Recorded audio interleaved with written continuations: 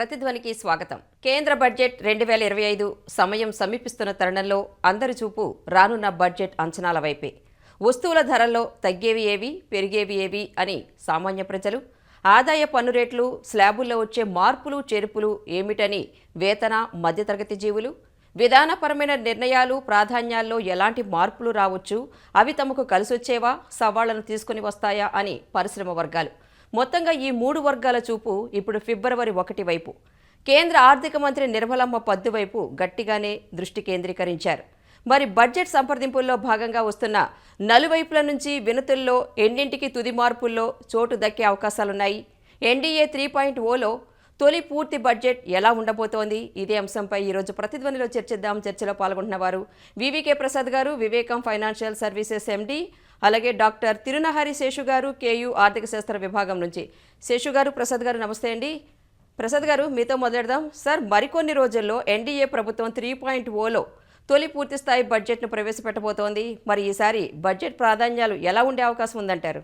యాక్చువల్గా బడ్జెట్ అనేది మనం అందరం, మీరు టీవీ ప్రోగ్రాంలో మనం బాగా హైలైట్ చేయడానికి ట్రై చేస్తూ ఉంటాం, కానీ యాక్చువల్గా that is like A passing statement.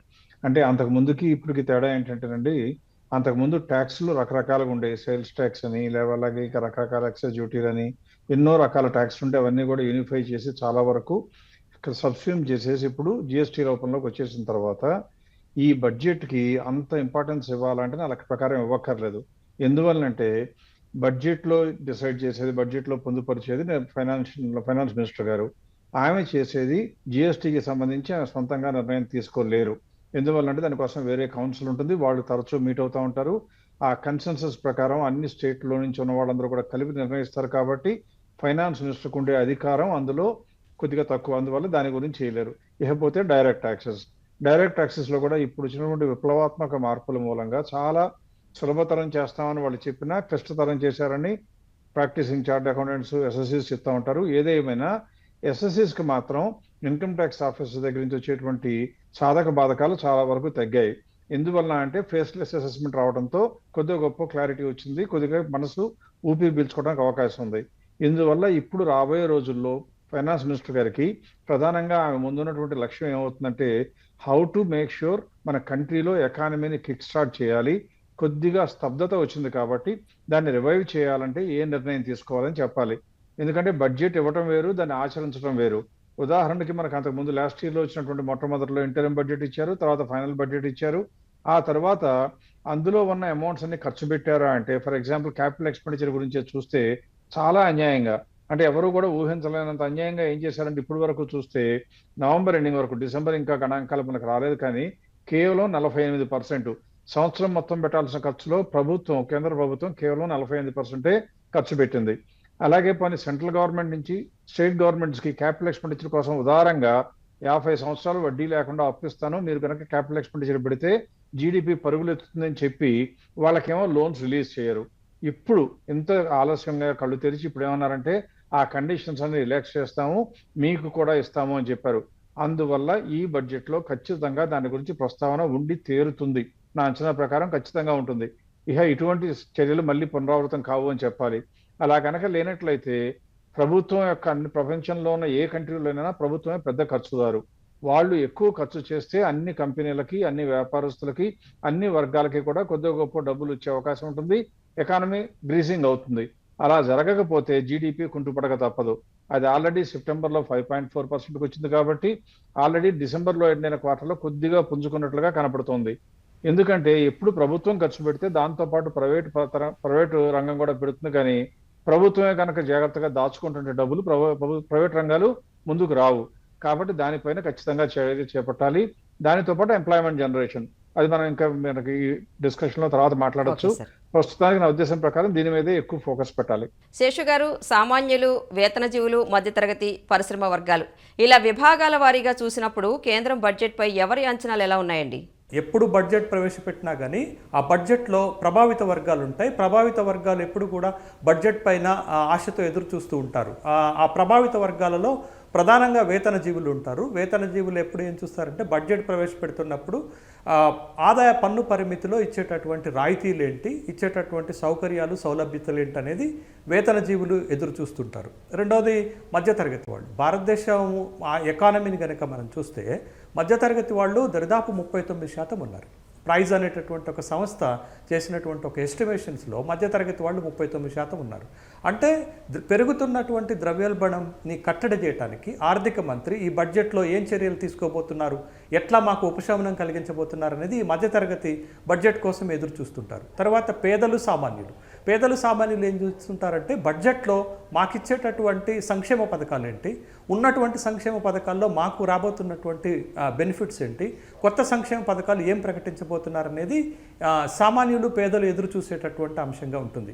ఇక 4వ వర్గంగా వచ్చేసి పారిశ్రామిక వాణిజ్య వర్గాలు కూడా ఎదురు చూస్తుంటాయి బడ్జెట్లో. ఈ బడ్జెట్లో ఏమి నిర్ణయాలు తీసుకోబోతున్నారు, పారిశ్రామిక రంగానికి రాయితీలు ఏమి ఇవ్వబోతున్నారు, ప్రోత్సాహకాలు ఏమి ఇవ్వబోతున్నారు, ఎంఎస్ఎంఈల పట్ల వాళ్ళ విధానం ఎలా ఉండబోతుంది, తర్వాత సుంకాల పట్ల వాళ్ళ విధానం ఎలా ఉండబోతుంది, టర్మ్స్ ఆఫ్ ట్రేడ్ టారిఫ్స్ ఎలా ఉండబోతున్నాయి అనేటటువంటి విషయాలపైన ఎదురు చూస్తుంటారు. ఉదాహరణకు మీరు 2024-25 బడ్జెట్ చూస్తే ఎంఎస్ఎంఈలను ప్రోత్సహించడానికి ఏంజల్ ట్యాక్స్ అనేటటువంటి ఒక కొత్త ట్యాక్స్ని వాళ్ళే పట్టుకొచ్చారు. అంతకుముందు బడ్జెట్లో, ఈ బడ్జెట్లో పోయిన బడ్జెట్లో రద్దు చేశారు. అంటే ఒక ప్రోత్సాహం అన్నట్టు ఎంఎస్ఎంఈలను ప్రోత్సహించడానికి వాళ్ళు తీసుకొచ్చినటువంటి ఒక ఏంజల్ అనేటటువంటి ఒక ట్యాక్స్ని రద్దు చేస్తారు. అంటే అది స్టార్టప్లకు తర్వాత అన్లిస్టెడ్ కంపెనీలను ప్రోత్సహించడానికి వాటి డెవలప్మెంట్కు ఉపయోగపడుతుంది కాబట్టి ఆ ట్యాక్స్ను రద్దు చేశారు. కాబట్టి పారిశ్రామిక వర్గాలు ఎప్పుడు కూడా ఈ విధమైనటువంటి ప్రోత్సాహకాలు రాయితీలు ఏమిస్తారు, దిగుమతి అవుతున్న వాటి ఎగుమతి అవుతున్నటువంటి వాటిపైన సుంకాల పట్ల ఏ విధమైనటువంటి నిర్ణయం తీసుకోబోతున్నారు అనేటటువంటి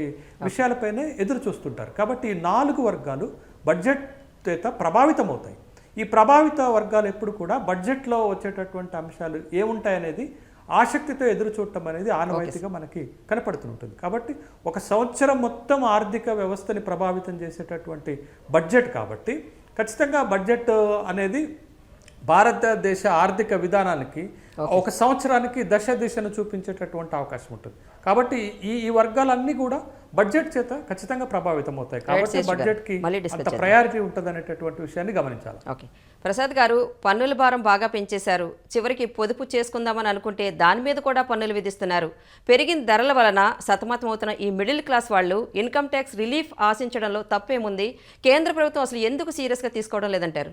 ప్రభుత్వ పరంగా వెసులుబాటు ఇవ్వాలి అంటే మనం ఒక్కళ్ళకే వచ్చిన ఇబ్బంది కాకుండా మొత్తం దేశం మొత్తానికి వచ్చే బడ్జెట్ కాబట్టి ఒకే వర్గానికి చేయూతనివ్వటం యూజువల్గా కష్టం.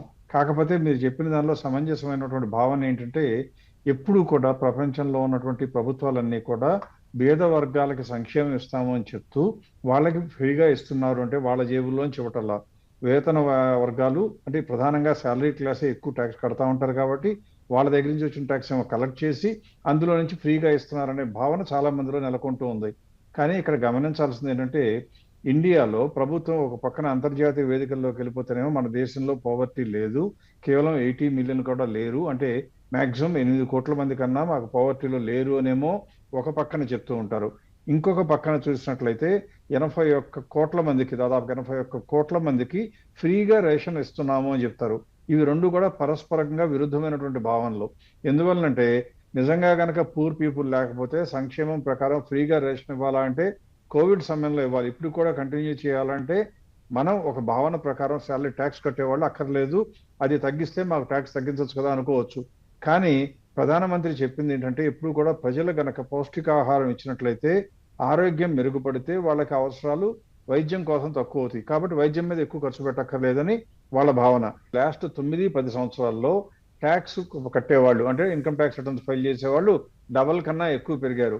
వీళ్ళందరికీ ఆదాయాలు విపరీతంగా పెరిగాయంటే ఆదాయాలు పెరగడం ఒకటే కారణం కాదు, డిజిటల్ ట్రాన్సాక్షన్స్ ఎక్కువ అవడంతో ఎక్కువ మంది ట్రాక్ చేయబడుతున్నారు.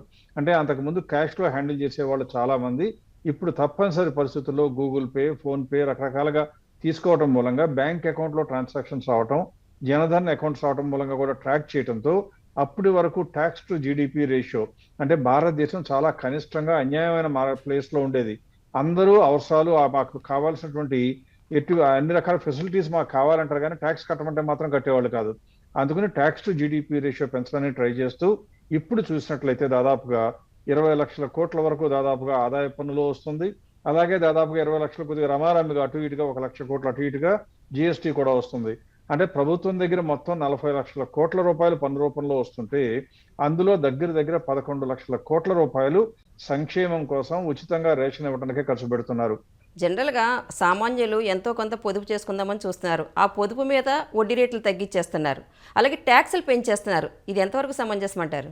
ఇప్పుడు అంతర్జాతీయంగా అన్ని కంట్రీలు ముడిపడిపోయి ఉన్నప్పుడు ఏం జరుగుతుందంటే మన దేశంలో కనుక వడ్డీ రేటు ఎక్కువ మన సిటిజన్స్కి ఇద్దాము అనుకుంటే విదేశాల నుంచి కూడా పెట్టుబడులు మనకు విరివిగా మనకు వస్తాయి. అంటే ఏమొస్తుంది, మన దేశంలో ఉన్న డబ్బు విదేశాలకి ఎక్కువ వడ్డీ రూపంలో వెళ్ళిపోతుంది. కాబట్టి అలా ఉంచకూడదు. ఎట్ ద సేమ్ టైం మరీ తక్కువ ఇద్దామంటే మన ఇన్వెస్టర్స్కి తక్కువ ఇస్తే వాళ్ళ జీవనోపాధి కష్టం, విదేశాల డబ్బులు రాకపోతే మనకు ఫారిన్ కరెన్సీ డెఫిసిట్ వస్తుంది. కాబట్టి అప్పుడైనా దెబ్బతింటుంది. ఇవి రెండూ కూడా బ్యాలెన్స్ చేయాలి. అందుకే మీరు చూసినట్లయితే వడ్డీ రేటు తగ్గటం మూలంగా భారతదేశంలో కోవిడ్ పుణ్యంగా అని కోవిడ్ తర్వాత విపరీతంగా ఈక్విటీస్ లోకి ప్రవాహం డబ్బులు వెల్లువలా వచ్చి పడ్డాయి. అది ఎక్కడి నుంచి వచ్చింది? రిచ్ పీపుల్ దగ్గర నుంచే కాదండి, మిడిల్ ఇన్కమ్ గ్రూప్ లో వాళ్ళు చాలా మంది బ్యాంకు డిపాజిట్ల కన్నా ఇందులో బెటర్ గా ఉంటాయని పెట్టుకోవటం, అందులో విపరీతంగా 20-25% సంవత్సరానికి కూడా సంపాదించిన వాళ్ళు కొన్ని కోట్ల మంది ఉన్నారు ఇండియాలో. అంటే వాళ్ళకి 4 సంవత్సరాల్లో వచ్చేటువంటి వడ్డీ ఇందులో వచ్చింది.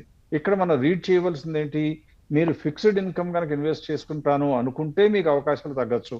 కానీ మీరు కొద్దిగా రిస్క్ తీసుకుని సమాజం కాకపోయినా అంతర్జాతీయంగా ఉన్నటువంటి పరిణామాలు ఆలోచిస్తూ పారిశ్రామిక ప్రగతిలో నేను కూడా పాలు పంచుకుంటాను అనుకున్న రిస్క్ కొద్దిగా తీసుకుంటే రిటర్న్స్ ఎక్కువ వస్తున్నాయి. ఎలా ఉన్నాయి మీ అభిప్రాయం మేరకు దాని అవసరం ఆవశ్యకత ఏంటని అనుకుంటున్నారు? ప్రతిసారి వేతన జీవులు ఈ బడ్జెట్ ప్రవేశపెడుతున్నప్పుడు ఆదాయ పన్ను పరిమితిని ఎంతకు పెంచుతారు అనేటటువంటి ఆశతోటి ఎదురు చూస్తుంటారు. మీకు లోక్సభ ఎన్నికలకు ముందు వచ్చినటువంటి ఓట్ ఆన్ అకౌంట్ బడ్జెట్లో కానీ ఇప్పుడు తర్వాత వచ్చినటువంటి ఫుల్ బడ్జెట్లో కూడా ఆర్థిక మంత్రి గారు కొంత వెసులుబాటు ఇచ్చారు. కొత్త పన్నులు, పాత పన్నుల విధానం, 2 రకాల పన్నుల విధానాన్ని తీసుకొస్తూ ఆదాయ పన్ను పరిమితిని 3 లక్షల రూపాయలకి పెంచారు. అంటే 3 లక్షల రూపాయల వరకు వార్షిక ఆదాయం ఉన్నటువంటి వాళ్ళు 0 ట్యాక్స్ పే చేస్తారు. బట్ 3 లక్షల నుంచి 7 లక్షలు ఉన్నటువంటి వాళ్ళు 5% చేస్తారు. 7 లక్షల రూపాయల నుంచి 10 లక్షలు ఉన్నటువంటి వాళ్ళు 10% పన్ను చెల్లిస్తారు. 15 లక్షలకి అబోవ్ ఉన్నటువంటి వాళ్ళు 30% పన్ను చెల్లిస్తారనేటటువంటి ఒక స్లాబ్ సిస్టమ్ని తీసుకొచ్చినటువంటి సందర్భాన్ని చూసాం. అయితే మొత్తంగా బడ్జెట్లో మీరు ఏ పన్ను ద్వారా ఎంత ఆదాయం వస్తుందని కనుక చూసినట్లయితే మీకు 2024-25 బడ్జెట్లో చాలా స్పష్టంగా కనపడేది ఏంటి అని అంటే, కార్పొరేట్ పన్ను ద్వారా 17 పైసలు ఆదాయం వస్తే ప్రభుత్వానికి 1 రూపాయిలో, అదే జిఎస్టీ ద్వారా 18 పైసల ఆదాయం వస్తే ఇన్కమ్ ట్యాక్స్ ద్వారా ఎక్కువ ఇన్కమ్ సోర్సు గవర్నమెంట్కి వస్తుంది. అది దరిదాపు 19% వస్తుంది. అంటే ఇన్కమ్ ట్యాక్సే highest revenue contributor in the budget of central government. అంటే 1 రూపాయి ఆదాయంలో 18 పైసలు ఒక ఇన్కమ్ ట్యాక్స్ ద్వారానే వస్తుంది అనేటటువంటి విషయాన్ని గమనించాలి. ఇప్పుడు ఈ పన్ను సంస్కరణలు వచ్చిన తర్వాత భారతదేశంలో ఇన్కమ్ ట్యాక్స్ పేయర్స్ నెట్ పెరిగింది. అంటే పే చేసేటటువంటి వాళ్ళ సంఖ్య పెరిగింది. అది పన్నుల సరళీకరణలు కావచ్చు, లేకపోతే వచ్చినటువంటి టెక్నాలజీ సిస్టంలో కావచ్చు. గతంలో పన్ను ఎగవేత ఎక్కువగా ఉండేది, ముఖ్యంగా ఇన్కమ్ ట్యాక్స్ లాంటి పేమెంట్స్లలో ఎక్కువగా ఉండేటటువంటి దగ్గర ఇప్పుడు కొంత పన్ను ఎగవేత, ట్యాక్స్ అవైజన్స్ తగ్గిపోయాయి. కాబట్టి ట్యాక్స్ నెట్వర్క్ పెరిగింది. ఇన్కమ్ ట్యాక్స్ ద్వారా ప్రభుత్వానికి వచ్చేటటువంటి ఆదాయం పెరిగింది. ఫైనల్గా బడ్జెట్లోకి వచ్చేసరికి ఇన్కమ్ ట్యాక్స్ ద్వారా వచ్చేటటువంటి ఆదాయమే ఎక్కువగా మనకి కనపడుతుంది. అప్పులు తర్వాత వడ్డీల ద్వారా వచ్చేదానికంటే సెకండ్ హైయెస్ట్ మొత్తం బడ్జెట్లో, అంటే 1 రూపాయిలో వచ్చేటటువంటి మొత్తం ఆదాయంలో సెకండ్ హైయెస్ట్ కాంట్రిబ్యూటర్ మనకి ఇన్కమ్ ట్యాక్స్గా కనపడుతుంది. అది దరిదాపు మనకి 19 పైసలు వస్తున్నట్లుగా మనకు కనపడుతుంది. కాబట్టి ఇన్కమ్ ట్యాక్స్ పేమెంట్స్ పెరిగాయి భారతదేశంలో. రైట్. ప్రసాద్ గారు, ప్రస్తుతం దేశంలో అందరినీ కలవర పెడుతోంది ద్రవ్యోల్బణమే. వడ్డీ రేట్లు మొదలు ఆర్థిక విధాన నిర్ణయాలన్నీ కూడా దాని కేంద్రంగానే ఉంటున్నాయి. ఇందాక మీరు అన్నారు ఇన్ఫ్లేషన్ పెరిగితే వడ్డీ రేట్లు ఎక్కడి నుంచి ఎక్కువ తెచ్చిస్తారని. మరి దాని కట్టడికి బడ్జెట్ ద్వారా అసలు మనం ఏం చేయొచ్చు అంటారు? ఇప్పుడు కూడా కేంద్ర ప్రభుత్వం చేయగలిగింది ఏంటంటే తన యొక్క పాలసీని ఫిస్కల్ గా కాంట్రాక్షనరీగా పెట్టాలా, ఎక్స్పాన్షనరీగా పెట్టాలా, లేదా న్యూట్రల్ గా ఉంచాలని ఆలోచిస్తుంది తప్పితే ఇన్ఫ్లేషన్ అడ్రస్ చేయవలసింది ఆర్బీఐ అవుతుంది. మానిటరీ పాలసీ, డబ్బు సప్లై పెంచితే ఇన్ఫ్లేషన్ పెరుగుతుందని, తగ్గిస్తే తగ్గుతుందని చెప్తుంటారు. అందువల్ల మనం చేయవలసింది ఏంటంటే ప్రజలలో నుంచి వచ్చే సేవింగ్స్ ఆర్బీఐలోకి వస్తే, ఆర్బీఐ కనుక లోన్ ఇస్తే కనుక ఆటోమేటిక్గా జీడిపి పెరుగుతుంది. జీడిపి పెరిగితే ఇన్ఫ్లేషన్ పెరగకుండా మొత్తం డబ్బు సర్దుకుంటుంది. అందువల్ల మనం ఇక్కడ చూడవలసింది ఏంటంటే కేంద్ర ప్రభుత్వం బడ్జెట్ ద్వారా ఇన్ఫ్లేషన్ అడ్రస్ చేస్తుందా అంటే సాధారణంగా అవకాశం ఉండదు. ఇన్ఫ్లేషన్ ఆర్బీఐ వదిలిపెడుతుంది. ఇక చూడవలసింది ఏంటి అంటే దేశంలో ఎట్టి పరిస్థితుల్లో నిరుద్యోగం చాలా బ్రహ్మాండంగా ఉంది, చాలా ఎక్కువగా ఉంది. కాబట్టి దాన్ని అడ్రస్ చేయాలి అంటే ఎంప్లాయ్మెంట్ జనరేట్ చేయవలసిన బాధ్యత సెంట్రల్ గవర్నమెంట్ మీద ఉంటుంది. ఈ బడ్జెట్లో 100కి 110 పాళ్ళు నేను చెప్పగలను. ఖచ్చితంగా దానిపైన చర్యలు ఉండి తీరుతాయి. అది ఎలా ఉంటుంది అంటే రకరకాల మార్గాలు. ఎందుకంటే రోడ్లు వేస్తే కనుక చాలా మందికి ఎంప్లాయ్మెంట్ జనరేట్ అవుతుంది, చిన్న చిన్న ఉద్యోగాలైనా చాలా ఎంప్లాయ్మెంట్ జనరేట్ అవుతుంది. కానీ దురదృష్టవశాత్తు ఇప్పుడు మనం చూస్తే ఈ సంవత్సరంలోనే రోడ్ల కోసం పెట్టిన బడ్జెట్ లో నవంబర్ వరకు కేవలం 54% ఖర్చు పెట్టారు. రైల్వేస్ ఒక్కదాని మీద మాత్రమే ప్రధానంగా ఖర్చు పెట్టింది, 67% వరకు ఖర్చు పెట్టారు రేషియో ప్రకారం కరెక్ట్ గా. అలా కాకుండా డిఫెన్స్ లో చూస్తేనేమో ఆత్మనిర్భర్ భారత్ అని చెప్పిన బడ్జెట్ లో పెట్టిన క్యాప్ ఎక్స్పెండిచర్ లో 42% పెట్టారు. ఇలా అలాగే స్టేట్స్ కి ఇచ్చింది చూస్తేనేమో 49% ఇచ్చారు, 67% ఇవ్వాల్సింది. ఇలా ఇవన్నీ కూడా అడ్రస్ చేయవలసిన బాధ్యత చేస్తే గ్రోత్ పరుగులెత్తడం ఖాయం. ఇకపోతే ఎంప్లాయ్మెంట్ జనరేట్ చేసినట్లయితే ప్రజల చేతుల్లోకి డబ్బులు ఎక్కువ వస్తే వాళ్ళ దగ్గర ఆటోమేటిక్గా డిస్క్రిషనరీ అమౌంట్ పెరుగుతుంది. అలా పెరిగితే కన్సంప్షన్ పెరుగుతుంది. ప్రస్తుతం భారతదేశాన్ని బాగా పీడిస్తున్నటువంటి కారణమైన అంశం ఏది అంటే ఖచ్చితంగా కన్సంప్షన్ తగ్గడం. అంటే fast moving consumer goods, middle income group లో కూడా కొద్దిగా ఖర్చులు పెరగటం మూలంగా ఆడంబరాలకు పోయి ఖరీదైన ఫుడ్ తినుబండారాల కన్నా పొదుపులో తినటం మొదలుపెట్టారు. దాని మూలంగా ఎఫ్ఎంసీజీ ఇండస్ట్రీ మొత్తం కూడా విపరీతంగా స్ట్రెస్ లోనవుతుంది. అంటే ఇప్పుడు ఏం చేయాలి? కొత్తగా ఉద్యోగాలు రూపకల్పన చేయాలి, కొత్తగా ఇన్సెంటివ్స్, ప్రొడక్షన్ లింక్డ్ ఇన్సెంటివ్స్ ఇవ్వాలి, క్యాపెక్స్ పెంచాలి. ఇవన్నీ కేంద్ర ప్రభుత్వం అధీనంలో ఉన్నవి. వాళ్ళ దగ్గర డబ్బులు కూడా పుష్కలంగా ఉన్నాయి కాబట్టి బడ్జెట్ లో చేయాలి. ఇలా ఎంప్లాయ్మెంట్ జనరేట్ చేయాలి అంటే ఇప్పుడు కూడా చేయవలసిన 4 అంశాలు ఊరికే ప్రధానంగా నేను స్పృశిస్తాను. అందులో ఒకటి ఎకనామిక్ అండ్ టెక్నికల్ ఇన్నోవేషన్. ఇప్పుడు కూడా ఫైనాన్స్ సెక్టర్ లో ఒక జాబ్ వస్తే 10 మంది కన్స్ట్రక్షన్ కంపెనీలో వచ్చిన వాళ్ళకన్నా దాంతో జీడిపితో సమానం. అంటే ఎంప్లాయ్మెంట్ ఆపర్చునిటీస్ తక్కువ వచ్చినా ఫైనాన్స్ మీద ఇన్నోవేషన్ చేయాలి, టెక్నికల్ కంటే ఐటీ ఎట్లాగూ చేయాలి. నెక్స్ట్ ఇంకొకటి, ఎక్కువ మంది బిజినెస్ చేయడానికి is of doing business index లో తగ్గించాలి. ఈజ్ ఆఫ్ డూయింగ్ బిజినెస్ మీద ఫోకస్ పెట్టి కొద్దిగా గొప్ప మాట్లాడతారని అనుకుంటున్నాం. తర్వాత మ్యానుఫ్యాక్చరింగ్ వచ్చేటప్పటికి ఎప్పుడైతే మనకు రోడ్ కన్స్ట్రక్షన్ కనుక పెరిగితే, కన్స్ట్రక్షన్ వచ్చిన తర్వాత రోడ్స్ వస్తే మ్యానుఫ్యాక్చరింగ్ ఎక్కడున్నా కూడా ఈజీగా వస్తువులు మూవ్ అవుతాయి కాబట్టి దానికోసం ఫోకస్ పెట్టాలి. ఆఖరిగా ఇంకోటి ఏంటంటే ఇంటిగ్రేట్ ఆర్టిఫిషియల్ ఇంటెలిజెన్స్ ని, మెషిన్ లెర్నింగ్ ని బాగా పుణికిపుచ్చుకుంటే భారతదేశానికి తిరుగులేని పేరు ప్రఖ్యాతులు ఉన్నటువంటి ఐటీ సెక్టర్ పెరిగితే ఫారిన్ ఎక్స్చేంజ్ విపరీతంగా వస్తుంది.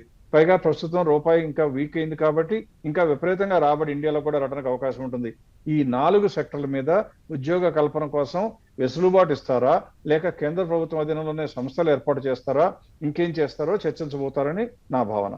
శేషు గారు, దేశంలో కొంతకాలంగా నిరుద్యోగ సంక్షోభం ఎక్కువగా నెలకొంది. గత చాలా బడ్జెట్లలో దీనిపై కొన్ని నిర్ణయాలు తీసుకున్నా కూడా పరిస్థితులు ఎక్కడా కూడా పెద్దగా మార్పు వచ్చిందైతే లేదు. ఇకనైనా ఏం జరగాలంటారు?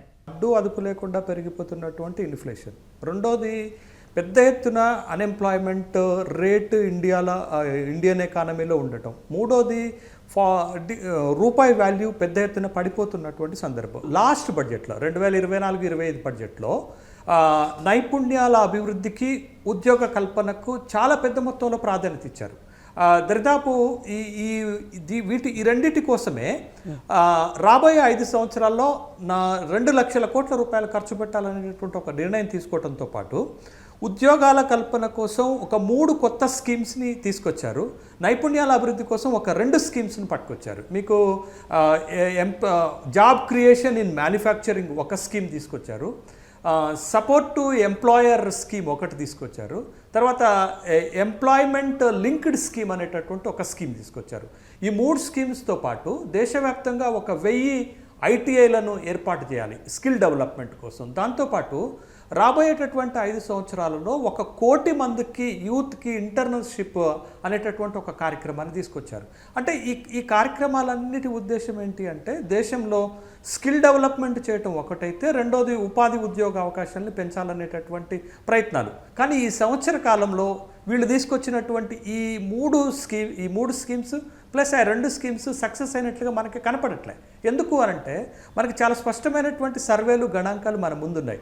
ఎన్ఎస్ఎస్ఓ 6th రౌండ్ సర్వేలో పిఎల్ఎఫ్ఎస్ వాళ్ళు ఇచ్చినటువంటి రిపోర్ట్ ఏంటంటే భారతదేశంలో నిరుద్యోగిత రేటు 3.2% అని చెప్తుంటే, కానీ centre for monitoring Indian economy అనేటటువంటి సంస్థ ఏం చెప్తుంది అంటే భారతదేశంలో ఇప్పటికీ 9.2% నిరుద్యోగిత ఉంది.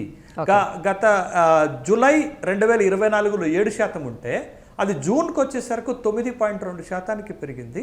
భారతదేశంలో చాలా పెద్ద ఎత్తున నిరుద్యోగిత రేటు పెరుగుతుందని centre for monitoring Indian economy చెప్తుంటే, మరొక వైపు ప్రభుత్వ సంస్థ అయినటువంటి పీరియాడికల్ లేబర్ ఫ్రేమ్వర్క్ సర్వే వాళ్ళు ఏం చెప్తున్నారంటే కేవలం 3.2% భారతదేశంలో నిరుద్యోగిత ఉందని చెప్తున్నారు.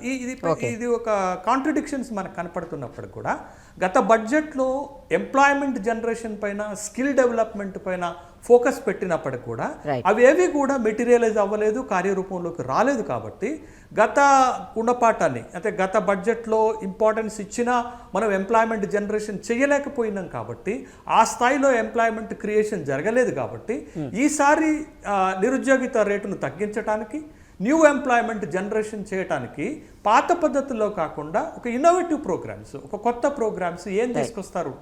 అది ఎంఎస్ఎంఈల ద్వారానా, లేకపోతే గ్రామీణ ఆర్థిక వ్యవస్థను బలోపేతం చేయడం ద్వారానా, లేకపోతే ఉపాధి హామీ పథకం లాంటి పథకాలకు మరింత ప్రాధాన్యత ఇవ్వటం ద్వారానా, మరి సెల్ఫ్ ఎంప్లాయ్మెంట్ స్కీమ్స్ని కొత్తవి తీసుకురావడం ద్వారానా, ఎట్లా ప్రభుత్వము పెరిగిపోతున్నటువంటి నిరుద్యోగాన్ని తగ్గించాలనేది రాబోయేటటువంటి బడ్జెట్లో ఒక కనెక్ట్ చేస్తే బాగుంటుంది. లేకపోతే అది తీవ్రమైనటువంటి ప్రభావంగా మారేటటువంటి అవకాశం కూడా కనపడుతుంది. ప్రసాద్ గారు, వచ్చే బడ్జెట్లో ప్రజాకర్షక పథకాలను ఏమైనా ఎక్స్పెక్ట్ చేయొచ్చు అంటారా? ప్రజాకర్షక పదాలు యూజువల్గా బడ్జెట్లో రావండి. ప్రజాకర్షక పథకాలు అంటే వస్తే ఇస్తే కొద్దిగా ఇన్కమ్ ట్యాక్స్ లో కొద్దిగా కంటి తుడుపు చర్యలాగా కొద్దిగా గొప్ప వెసులుబాటు ఇవ్వచ్చేమో, కానీ అంతకన్నా పెద్దగా కన్సెషన్లు ఉండవు. అందరూ ఎక్స్పెక్ట్ చేస్తున్నట్టుగా మేజర్ రిఫార్మ్స్ వస్తాయి, ట్యాక్స్ స్లాబ్ ఎగ్జంప్షన్ రేట్ విపరీతంగా పెంచేస్తారు అనుకోవటం అందరినీ ద్రాక్ష పండు. అటువంటి అవకాశాలు ఉండవు. ఇక్కడ ఒక్క విషయం ఖచ్చితంగా గమనించాలి. ప్రస్తుతం కేంద్ర ప్రభుత్వం ముందున్న పెద్ద లక్ష్యం ఏంటంటే జీడిపి పెరగాలి. జీడిపి పెరగాలంటే కొద్దిగా ఒక మాట చెప్పాలి, ఇంక్రిమెంటల్ క్యాపిటల్ అవుట్పుట్ రేషియో అని చెప్తామండి. దాని మీద దృష్టి పెట్టాలి, పెడుతున్నారు కూడా ఖచ్చితంగా. అది ఏమొస్తుందంటే జీడిపి 1% పెరగాలంటే మనం ఎంత పర్సంటేజ్ ఆఫ్ టోటల్ మనీ ఇండియాలో చూస్తే జీడిపిలో ఎంత పర్సంటేజ్ ఇన్వెస్ట్మెంట్ చేయాలి, క్యాపిటల్ ఎక్స్పెండిచర్ అని చెప్తా ఉంటుంది. అది ఒకప్పుడు 7 times ఉండేది. అంటే 1% జీడిపి పెట్టాలి అంటే దానికి దాదాపుగా 7% జీడిపిలో అమౌంట్ ఇన్వెస్ట్ చేస్తే కానీ వచ్చేది కదా, వేస్టేజ్ ఉండేది. ఈ కేంద్ర ప్రభుత్వం కొద్దిగా గొప్ప వచ్చిన తర్వాత దిద్దుబాటు చర్యలు చేపట్టడంతో ఆ ఇంక్రిమెంటల్ క్యాపిటల్ అవుట్పుట్ రేషియో 4కి వచ్చేసింది. అంటే అర్థం ఏంటంటే ఇప్పుడు 4% కనుక జీడిపిలో పెట్టుబడి పెడితే 1% జీడిపి పెరుగుతుంది. మొన్న 5.4 వచ్చింది. కాబట్టి ఈ సంవత్సరం మొత్తానికి కలిపి 7% రావాలి అంటే మనం దాదాపుగా 28-30% పెట్టాలి. ఇప్పుడు ఈ బడ్జెట్ లో ముందు చూస్తే మనకి ఈ మధ్య కాలంలో చూస్తే 34.7% of the budget, last year budget లో 34.7% వరకు కేంద్ర ప్రభుత్వం ఆల్రెడీ క్యాపెక్స్ కోసం ఖర్చు పెట్టింది. ఆ ప్రపోర్షన్ కంటిన్యూ చేయాలి అంటే ఇప్పటి వరకు వాడిన క్యాపెక్స్ అంతా వెంటనే డిప్లాయ్ చేయాలి. అది చేస్తారు అని అందరూ నమ్ముతున్నారు. కొద్దిగా గొప్ప 10% లేకపోయినా దాదాపుగా 90%కి వెళ్ళిపోతారు అని ఆశిస్తున్నారు. రుణాల వడ్డీ రేట్లు తగ్గుతాయా? గృహాల వడ్డీ రేట్లు తగ్గాలంటే ఆర్బీఐ రెపో రేటు తగ్గిస్తే వడ్డీ రేట్లు తగ్గుతాయండి. బడ్జెట్ లో వచ్చేది మాక్సిమం ఏమొస్తుందంటే రుణాల మీద మీరు కట్టే వడ్డీకి వెసులుబాటు ఇన్కమ్ ట్యాక్స్ ఎగ్జంప్షన్ లో కొద్దిగా ఎక్కువ ఇస్తారేమో, కానీ బడ్జెట్ లో వడ్డీ రేట్ల గురించి చర్చ ఉండదు. ఈవీ వాహనాలకు సంబంధించి సార్ కొత్త నిర్ణయాలు ఏమైనా ఉంటాయంటారా? ఈవీ వాహనాలకు ఆల్రెడీ పీయూష్ గోయల్ గారు మనం చెప్పడం జరిగింది. ఇంకా కొత్త కన్సెషన్లు ఏమీ ఇవ్వక్కర్లేదు, ఉన్న కన్సెషన్స్ చాలు. ఉన్నటువంటి కన్సెషన్ కూడా మళ్ళీ రెన్యూ కూడా చేయక్కర్లేదని చెప్పారు మ్యానుఫ్యాక్చరర్స్ కు సంబంధిస్తే. ఇకపోతే మనం విద్యుత్ వాహనాలు వాడుకుంటుంటే ఇప్పటికే కన్సెషన్స్ బ్రహ్మాండంగా ఇచ్చారు. 1.5 lakh వరకు ఇంట్రెస్ట్ కడితే లోన్ తీసుకుంటే అది ఎగ్జంప్షన్ ఇచ్చారు. డిప్రిసియేషన్ కూడా యాక్సలరేటెడ్ డిప్రిసియేషన్ ఇచ్చి దాదాపుగా 40% వరకు ఎగ్జామ్ చేస్తున్నారు. అంటే ఎంతో వెసులుబాటు ఆల్రెడీ ఏర్పాటు చేయబడింది మైగ్రేట్ అవ్వని ఎలక్ట్రిక్ వెహికల్స్ కి.